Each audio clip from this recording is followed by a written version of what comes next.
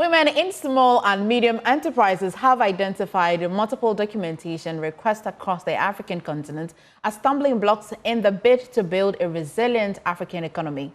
Through InTrade, they have called for the harmonization of the regulatory institutions across the continent to make documentation, certification, and trading easier. The women made this known at the Volta Regional Dialogue session in Ho, organized by the African Continental Free Trade Area on the Women and Youth Protocol. There's more in this report. The African Continental Free Trade Area Initiative proposes to create a borderless trading community across Africa, aiming to achieve a $450 billion income by 2035. To facilitate trade for women and youth, the National Coordinating Office of AfCFTA introduced the Women and Youth Protocol, which stipulated the responsibilities of state institutions. It emphasized empowerment, equal opportunity, and economic participation. In the light of this, a nationwide engagement was commissioned on the protocol. Divine Kutoche is the program officer of the National Coordinating Office of AfCFTA. With the new introduction of the protocol on women and youth, we feel that it was important that we engage the key stakeholders on the ground to understand or hear their issues, hear their proposals, their recommendations, for which we will culminate into a national dialogue. At the whole engagement, participants echoed the struggles they go through in acquiring the necessary documentation to trade across the continent.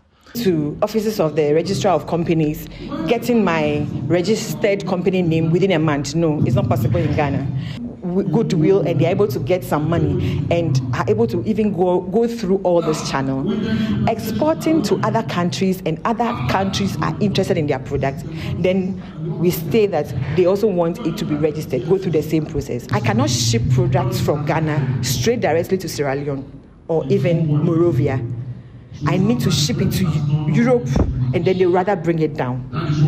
Is there a way AfCFTA or government or even private entity could own something, a ship or Ghana line? They should come back with it to help SMEs. Mr. Kutoche emphasized that the concerns would be taken into consideration to ensure stress-free and effective borderless trading activities. If the processes are cumbersome and are not simplified enough for them to be able to go through it easily, then it becomes an issue for them, and that is where the non-compliance issues pop up. So with the regulatory audit, we seek to see how we can identify some of these bottlenecks, amend, and then make proposals for amendments and all of that to our superiors. Yes, so that's what we are essentially doing today. The Volta Regional Minister, James Gunu, opined that the region should be made a model for AfCFTA, considering its potential.